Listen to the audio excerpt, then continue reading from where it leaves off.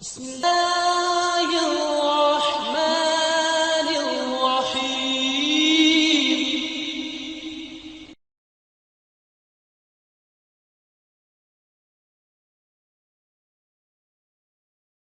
الحمد لله وكفى والسلام على من لا نبي بعده وعلى آله وأصحابه ومن والاه أما بعد. أعوذ بالله من الشيطان الرجيم. بسم الله الرحمن الرحيم.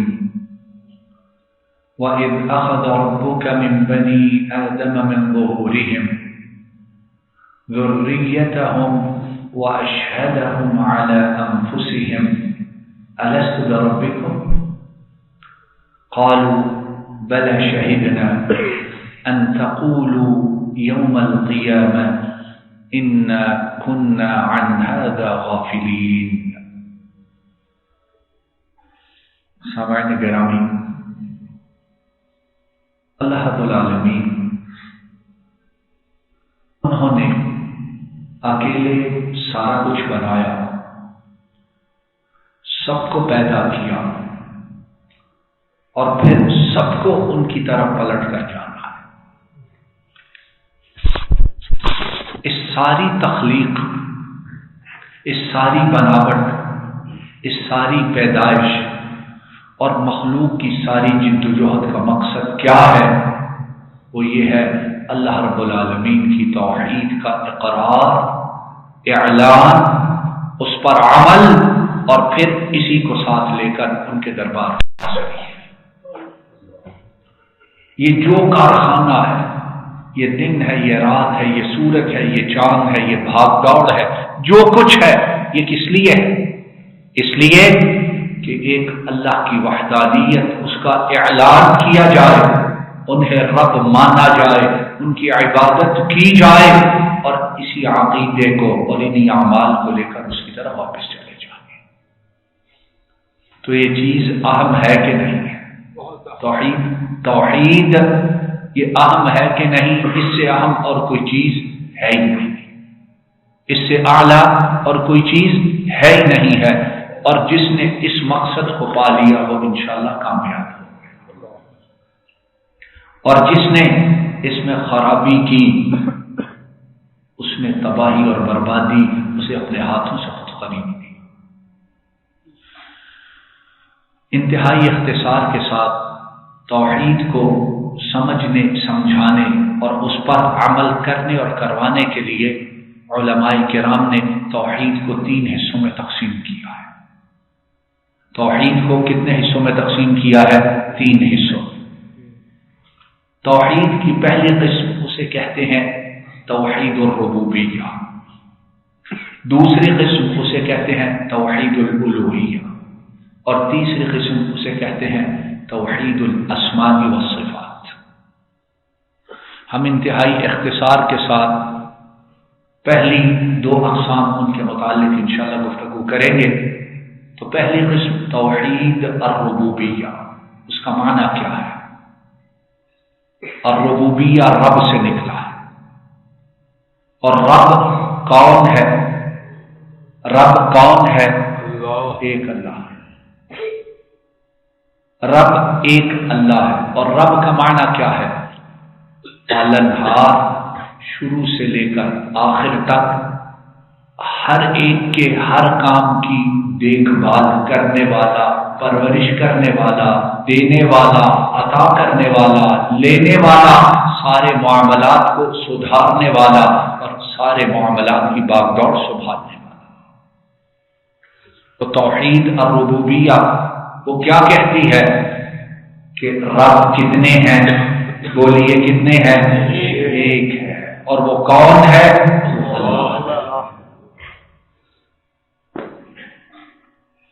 پیدا بھی اس نے کیا، پالا بھی اس نے، دیا بھی اس نے، کھلایا بھی اس نے، پلایا بھی اس نے، سنبھالا بھی اس نے، اور واپس جانا بھی اس نے کیا.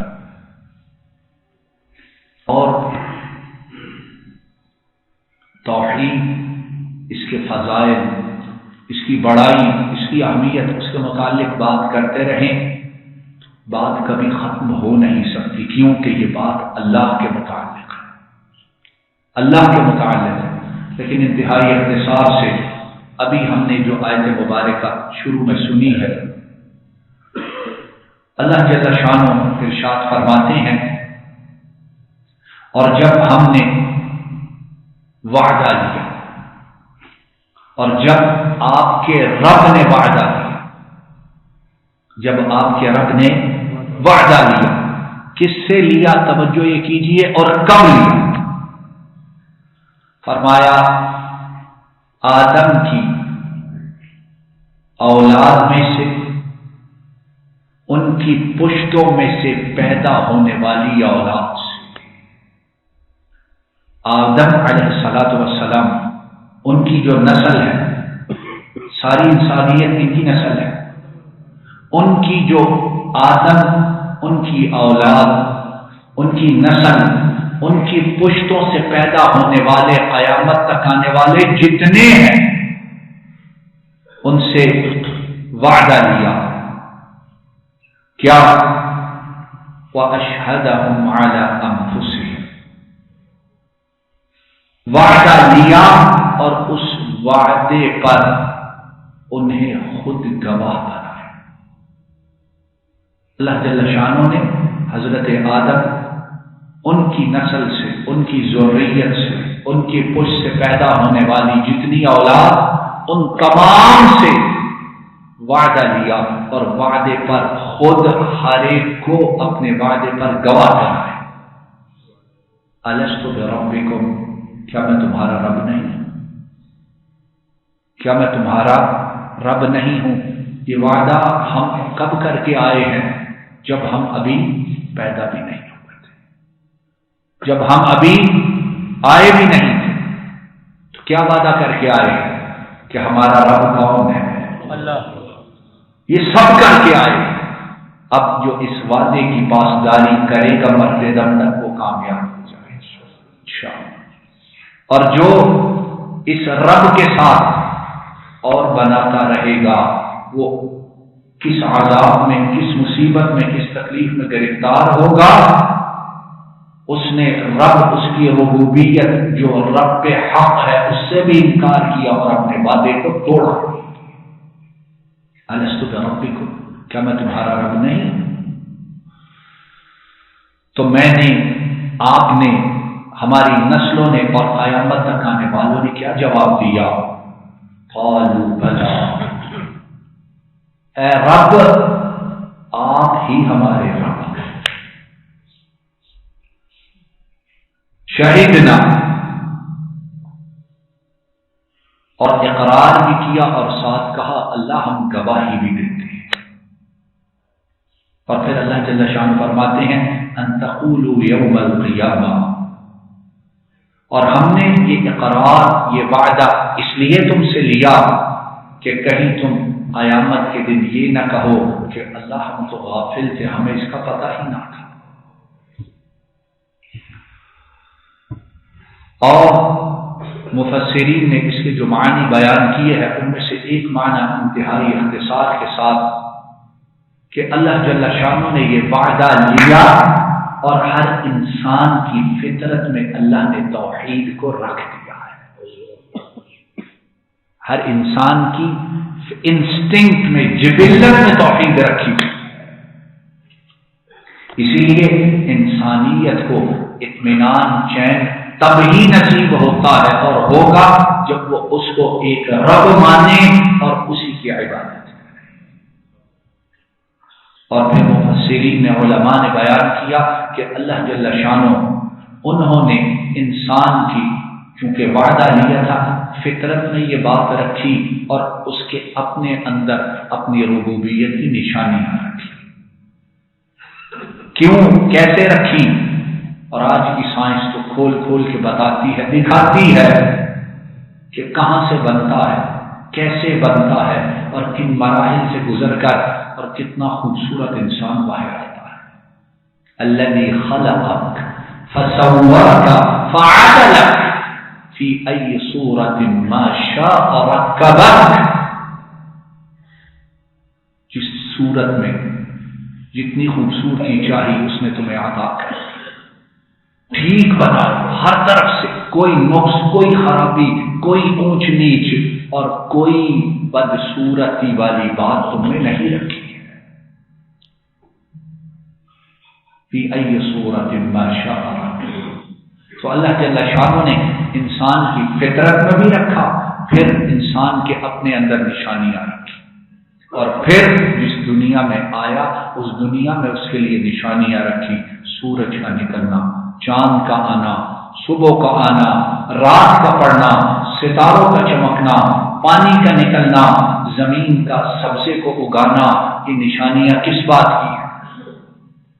وَلَئِن سَأَلْتَهُمْ مَنْ خَلَقَ السَّمَاوَاتِ وَالْأَرْضَ وَسَخَّرَ الشَّمْسَ وَالْقَمَرَ لَيَقُولُنَّ اللَّهُ فَأَنَّىٰ يُؤْفَكُونَ۔ اللہ جل شانہ نبی کریم صلی اللہ علیہ وسلم سے فرماتے ہیں کہ جو آپ کے گرد مشرک ہیں، یہ جو کافر ہیں، مسلمان نہیں، مشرک اور کافر ہیں، ان سے پوچھئے کہ آسمانوں کو اور زمین کو کس نے بنایا، چاند کو اور سورج کو مسخر کس نے کیا؟ وہ جواب کیا دیں گے؟ لَيَقُولُنَّ اللَّهُ، ایک اللہ نے۔ فَأَنَّىٰ يُؤْفَكُونَ، فرمایا جب ربوبیت کا اقرار کرتے ہو تو اس کے بعد گمراہ ہو کے پھر اوروں کی طرف کیوں جاتے ہیں؟ تو توحید و ربوبیہ کہ رب صرف اسی کو مانا جائے۔ رب کس کو مانا جائے؟ اختیارات سارے اسی کے، امر و نہی اسی کی ہے۔ اور اسی بات کو اللہ جل شانہ نے قرآن کریم کی ایک آیت کے ایک چھوٹے سے حصے میں عجیب انداز میں بیان کیا، فرمایا الا لہ الخلق والامر، خبردار مخلوق ساری کس کی ہے؟ مخلوق کس کی ہے؟ ساری اللہ کی ہے۔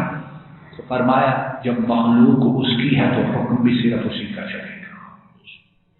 توحید کو اللہ جل شانہ نے 2-3 لفظوں میں، 4 لفظوں میں بیان، الا لہ الخلق، مخلوق ساری اس کی، ساری اس کی، اور ترجمہ ہے اس ہی کی ساری مخلوق ہے، اور ترجمہ ہے کہ حکم اس ہی کا ہے، باقی کسی کا کچھ ہے ہی نہیں۔